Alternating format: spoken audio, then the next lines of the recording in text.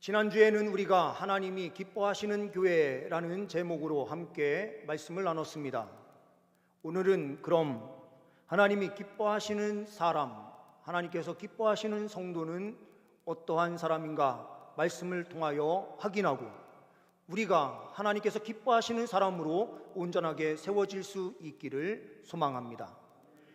본문 말씀을 통하여 보는 첫 번째는 믿음의 저울, 정직한 삶을 사는 사람을 하나님께서는 기뻐하신다라고 하는 이 분명한 사실을 보게 됩니다.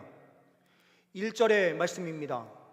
속이는 저울은 여호와께서 미워하시나 공평한 주는 그가 기뻐하시느니라. 3절 말씀은 또한 이렇게 이야기를 하고 있습니다. 정직한 자의 성실은 자기를 인도하거니와 사악한 자의 배역은 자기를 망하게 하느니라. 정직한 자의 그 길은 하나님께서 열어주시지만 사악함, 사람들을 함정에 빠뜨리려고 계획하는 그 자들은 그 함정에 자기가 빠지게 될 것이다 라고 성경은 이야기하고 있어요. 오늘 제목이 믿음의 저울 일대지예요.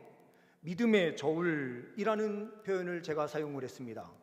왜 이것이 믿음의 저울인가 라는 거죠. 사람 좀 속이는 거 뭐 큰일이야 이렇게 생각을 할 수가 있습니다. 오늘 속이는 것에 대하여 말씀을 하고 있는데 왜 이것이 믿음과 연결이 되는가? 신명기 25장 15절 말씀을 보게 되면 말씀에 이렇게 기록이 되고 있습니다. 오직 온전하고 공평한 저울추를 두며 온전하고 공정한 대를 둘 것이라. 그리하면 내 하나님 여호와께서 내게 주시는 땅에서 내 날이 길리라. 저울추는 무게를 재고요, 대는 부피를 잽니다. 저울 그러면 무게만 이야기하는 것이 아니라 이것은 삶의 전 영역을 이야기하는 거예요. 오늘 신명기 함께 읽은 25장의 말씀은 어떤 말씀입니까? 구원받은 하나님의 사람들이 40년의 광야 생활을 마치고 모압 평지에서 마지막으로 모세가 하나님의 말씀을 선포하는 내용이에요. 가나안 땅에 들어가기 직전에 그들에게 유언과 같은 하나님의 말씀으로 이전까지 다 이야기했는데 이 말씀을 더 강조하기 위하여 이 말씀을 선포해 주고 있는 거예요. 가나안 땅에 들어가서 너희가 어떻게 살아야 되는가? 이집트에서 살던 방식으로 살면 안 된다. 이집트에서 400년 생활을 그들이 하면서 자기도 모르는 사이에 이집트의 문명을 그대로 흡수하고 그들의 삶의 태도를 똑같이 닮아갔어요. 40년 광야 생활을 마치고 그들은 다시 모압 평지 앞에 서게 되는데 가나안 땅에 들어가도 이집트와 같이 그런 생활을 하던 자들이 똑같이 그곳에 있을 것이다. 저울을 속이는 저울을 만들어서 사람들을 함정에 빠뜨리고 자기의 이익을 위하여 달려가는 그런 제약된 세상 사람들이 수없이 많을 것이다. 그런데 너희들이 그 세상 가운데서 하나님의 말씀을 확신하고 속이는 저울을 사용하지 않으며 속이는 대를 사용하지 않고 정직하게 거래하고 정직한 삶을 살면 하나님께서 너희들에게 복을 줄 것이다. 여호와께서 내게 주시는 땅에서 내 날이 길 것이다. 장수의 복을 줄 것이다. 주님께서 이렇게 약속을 하셨어요. 그런데 잠언을 기록하고 있는 솔로몬이 출애굽한 지 480년, 신명기 말씀이 선포된 지 440년 후에 거의 500년 정도 시간 지난 때에 이 잠언의 말씀을 기록하고 있는데, 속이는 저울은 여호와께서 미워하신다 이렇게 기록하고 있어요. 그 이유는요, 그들 안에 속이는 저울을 만들어서 잘못된 이익을 추구하는 사람들이 있었기 때문입니다. 하나님께서 기뻐하는 사람은 정직하게 살아가는 사람이다.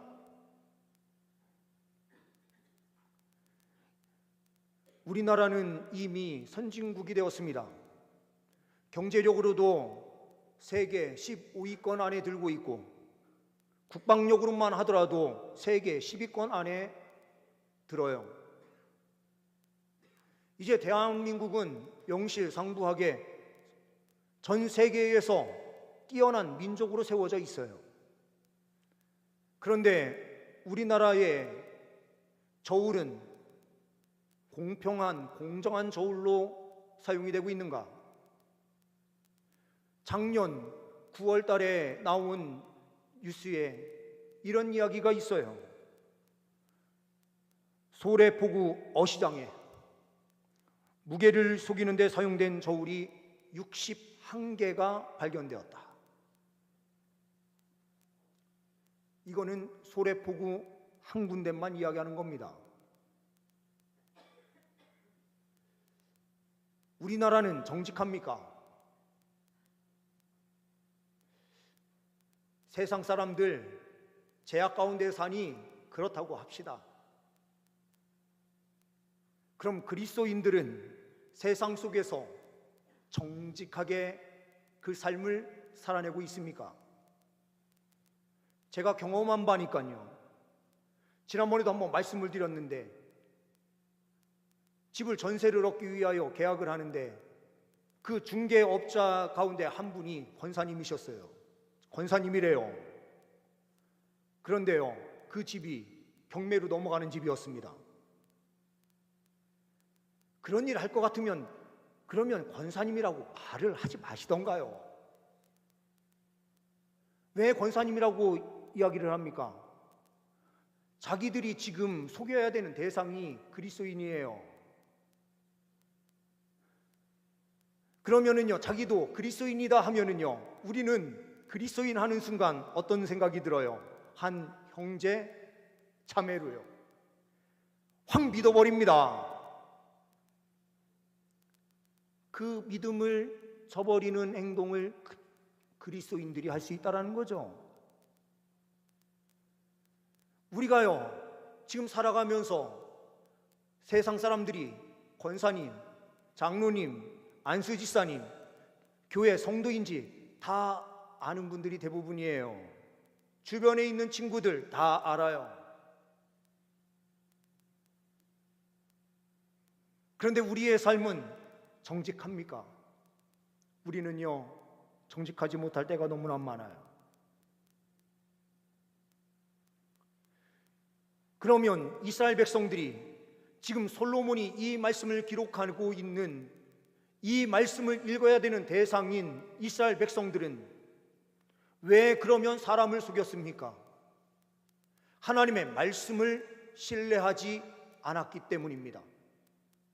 신명기 25장 말씀에 기록하고 있는 이 공정한 줄을 사용하고 정확한 대를 사용할 때에는 하나님께서 복을 주시겠다라고 하는 이 약속의 말씀을 그들은 신뢰하지 않았기 때문에 속이는 저울을 쓴 거예요. 하나님을 진짜 믿는 사람이었으면 하나님의 말씀대로요, 속이는 저울을 사용하지 않았을 거예요.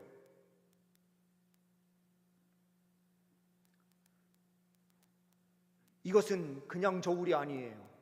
하나님께서 믿음이 없나 있나 달아보시는 저울이에요.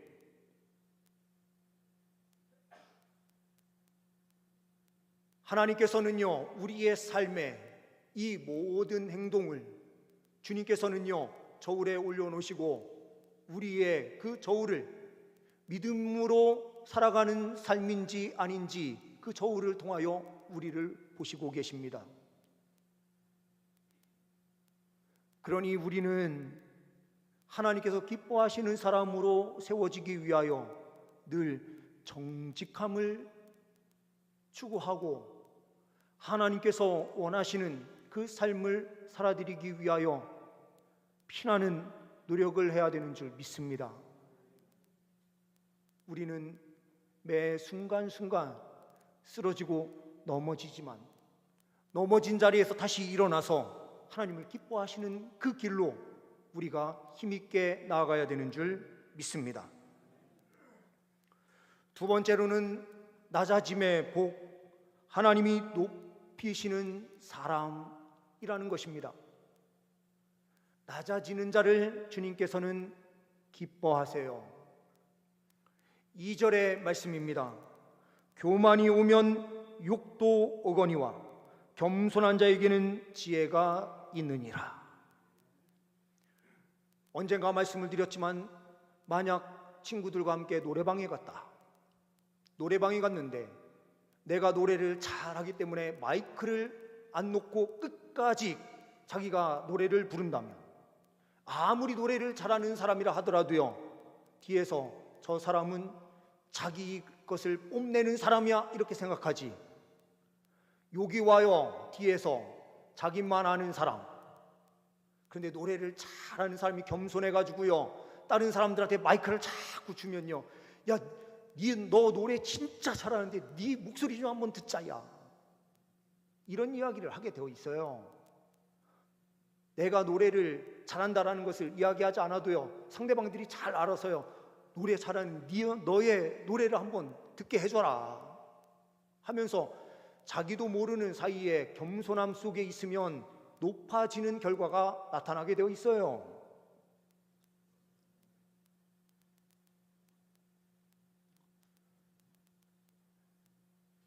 교만이라는 것은 무엇입니까?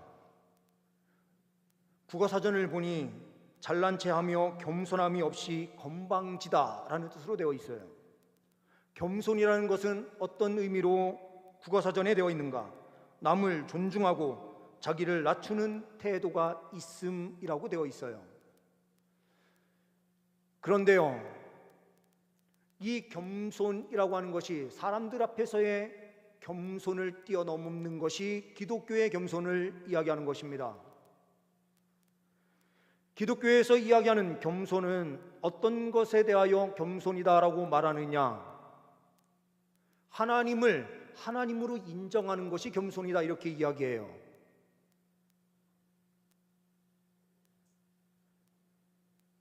하나님을 없는 분처럼 생각을 하는 것이 교만이다. 우리가 세상을 살아가면서요 하나님 없는 것처럼 세상 사람과 똑같이 살아간다면 그것이 교만함의 자리예요. 그래서 마태복음 18장 3절과 4절 말씀에서는 이렇게 말씀을 예수님께서 하시고 계세요. 이르시되 진실로 너희에게 이르노니 너희가 돌이켜 어린 아이와 같이 되지 아니하면 결단코 천국에 들어가지 못하리라. 이 어린아이와 같은 사람이 누구냐? 4절 말씀을 보게 되면 이 어린아이를 이렇게 설명해 주고 있어요. 그러므로 누구든지 이 어린아이와 같이 자기를 낮추는 사람이 천국에서 큰 자니라.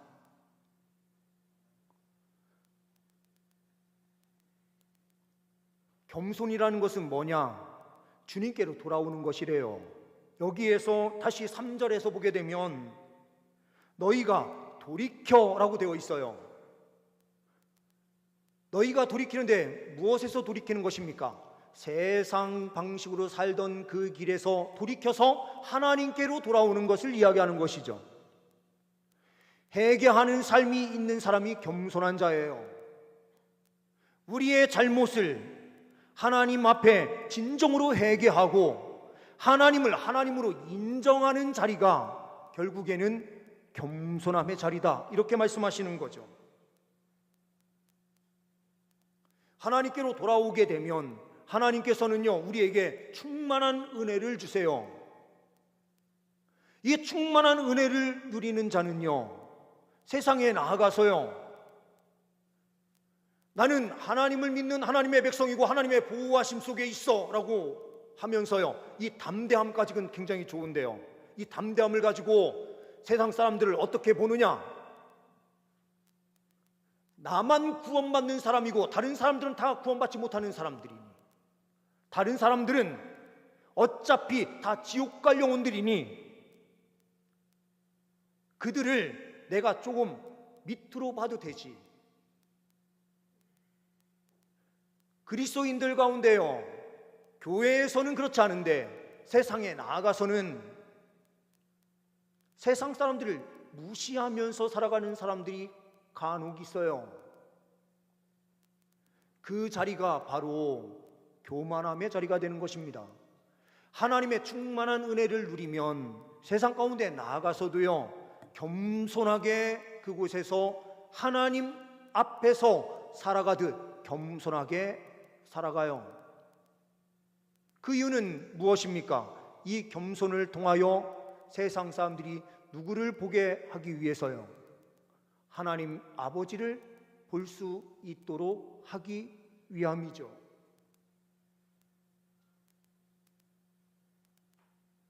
하나님께서는요, 하나님 앞에 겸손하게 엎드리는 사람들을요, 하나님의 자녀로 삼아주시면서 우리의 지위를요, 가장 큰 영광을 누리는 자리에 우리를 세워주시는 거예요. 이 충만한 은혜를 우리가 누리면서 그 사랑을 함께 나누며 나아갈 때에 우리도 하나님께서 높여주시는 은혜로 세상 사람들도 주 예수 그리스도를 믿고 높아지는 은혜로 함께 서게 될 줄 믿습니다. 세 번째로는 공의의 삶, 영원한 생명을 추구하는 사람을 하나님께서 기뻐하신다라는 것입니다. 4절 말씀을 보게 되면 이렇게 말씀하고 있습니다. 재물은 진노하시는 날에 무익하나 공의는 죽음에서 건지느니라. 이 말씀을 우리가 가만히 보면은요, 재물은 진노하시는 날에 무익하다 이렇게 되어 있으니까요, 하나님의 진노하시는 날이 언제예요? 심판의 날이죠. 심판의 날 전에는 그러면 재물이 필요 없다라고 하나님께서 말씀하시는 것이냐? 아니에요. 우리가 이 세상을 살아가는데 재물 필요해요. 돈이 필요해요. 그런데 이 재물이 하나님의 심판이 있는 그때에는 아무런 힘을 발휘하지 못하는 것이다라고 이야기를 하시는 거예요.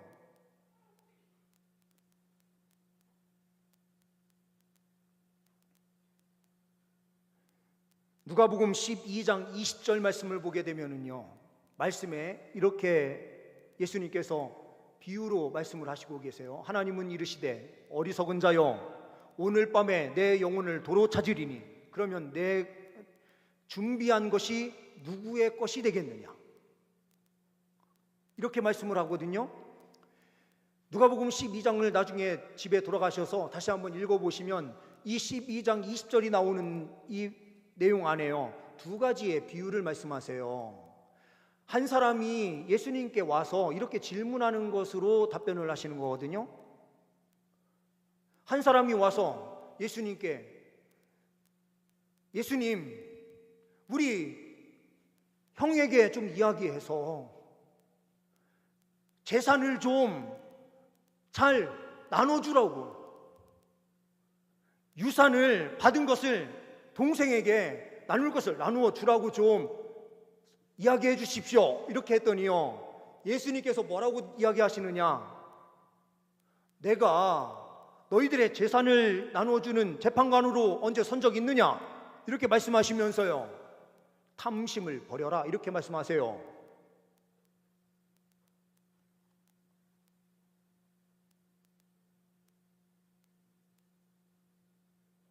그 핵심에 탐심이 있으니까요.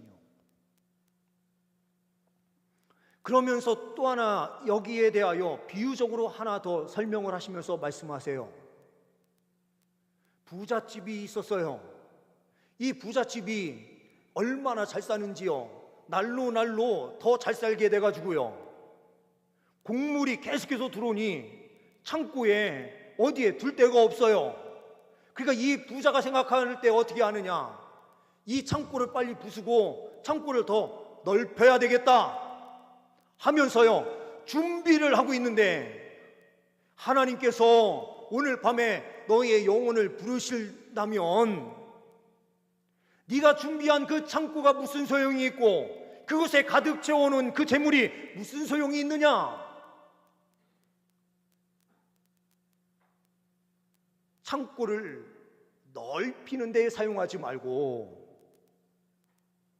하나님의 부요함을 위해서 나눔을 실천하라. 예수님께서 이렇게 말씀하시는 거거든요. 그러면 공의가 마지막 날에 우리를 살리게 되는데요, 이 공의가 그럼 뭐냐라는 것을 정의를 해야 될 것 같아요. 우리가요 세상에서 정의를 외쳐요. 이 정의는 사회적 규범, 법 이런 것들을 지키면서 사람과의 관계 속에서 우리가요 그 의를 지켜내는 거예요. 그런데 공의는 정의와는 다릅니다.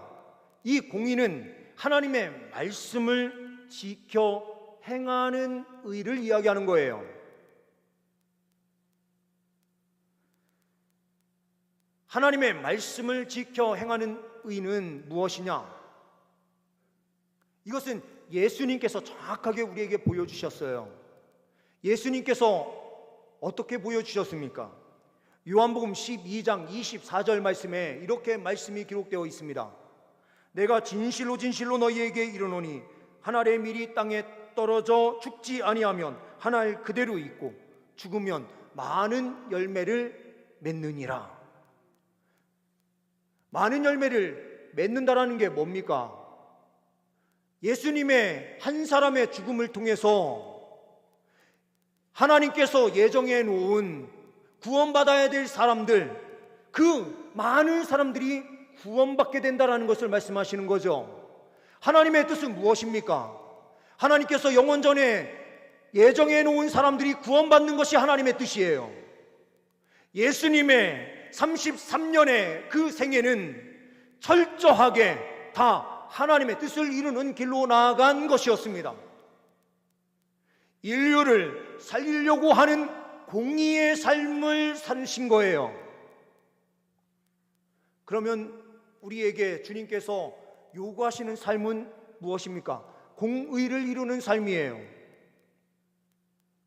우리가 세상에 나아가서요 죽는 자리에서 많은 열매가 맺혀진대요.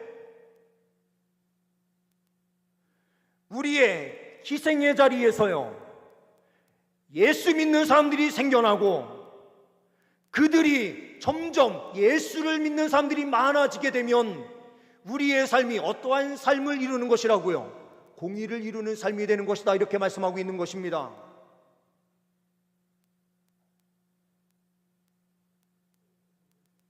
우리에게 하나님께서 왜 의로운 삶을 요구하십니까? 하나님께서 의로우신 분이기 때문에 그래요.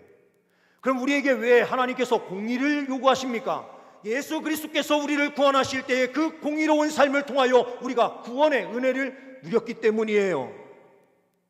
예수님께서 십자가에 못 박혀 죽으심으로, 자기가 미랄이 되어 썩어 죽으심으로 우리를 살려내셨기 때문에 주님께서 그리스도인들에게 요구하시는 삶이 공의를 이루는 삶을 요구하시는 것입니다. 앤드류 카네기라고 하는 유명한 철강왕, 미국의 철강 회사를 세워서 엄청난 부를 이룬 이 사람은 스코틀랜드에서 이민을 갔어요. 이 스코틀랜드 사람들의 자존심도 엄청 강하거든요.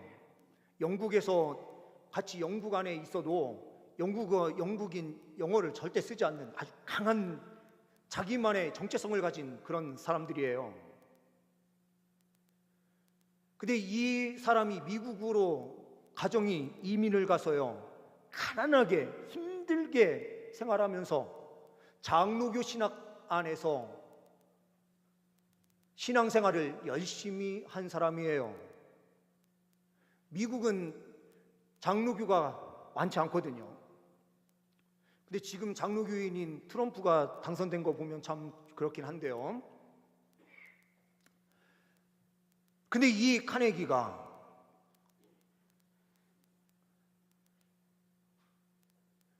처음에 부를 이룰 때에요, 항상 정직하게 살아간 건 아니에요. 돈을 벌기 위해서요, 앞뒤 안 가리고 어떻게 보면 착취하듯이 돈을 벌었어요. 그런데 어느 날 하나님께서 깨닫게 하시는 거죠. 부를 쌓아서 그 부로 구원받는 것이 아니니 이 부를 나누도록 하나님께서요, 그 카네기를 직접 만져주신 것이다라고 저는 확신하거든요. 이 사람이 쓴 책이 우리 한국에 번역이 돼서 되어 있는데, 부의 복음이라는 제목으로 한 책이 기록된 것을 볼 수 있습니다. 이 사람이 나눔을 실천하는데요, 자기의 고향이 스코틀랜드 그 지역에 도서관을 세우고요, 세계에 2,000개가 넘는 도서관을 세워서 많은 사람들에게 공부할 수 있는 기회를 열어주고요, 사회 한원 사업을 이것저것 많이 만들어서 자기의 부를요 엄청나게 사회로 흘러가도록 했어요. 이렇게 한 행동을 통해서 지금 우리가요 이렇게 예화로 그에게 영향을 받고 있는 것과 같이요, 그리고 그 일대기를 정말 아는 사람이면 환원한 그 삶을 보면서 이 사람이 도대체 어떤 사람이기 때문에 이런 일을 했을까 고민하는 사람들이면 나중에 찾아보면 이 사람이 기독교인이라서 그랬구나 라는 것을 알게 되면 그를 통하여 얼마나 많은 영혼들이 예수님을 믿게 되겠습니까? 이것이 바로 공의를 이루는 삶이에요. 예수님께서 십자가에 못 박혀 죽으심으로 공의를 이루셨듯 우리 그리스도인들이 하나님 말씀대로 사는 삶을 통하여 공의를 이룰 때에 이 세상은 회복되고 치료될 수 있습니다. 주님께서 우리에게 요구하시는 그 삶은 무엇입니까? 하나님께서 기뻐하시는 사람은 어떤 사람입니까? 믿음의 저울, 그 저울을요 정직하게 활용함으로써 너는 참 믿음대로 사는 사람이다 주님께서 인정하시고요, 정직한 삶을 통해서 예수 그리스도의 복음이 우리를 통하여 드러나고 많은 영혼들이 주께로 돌아올 때에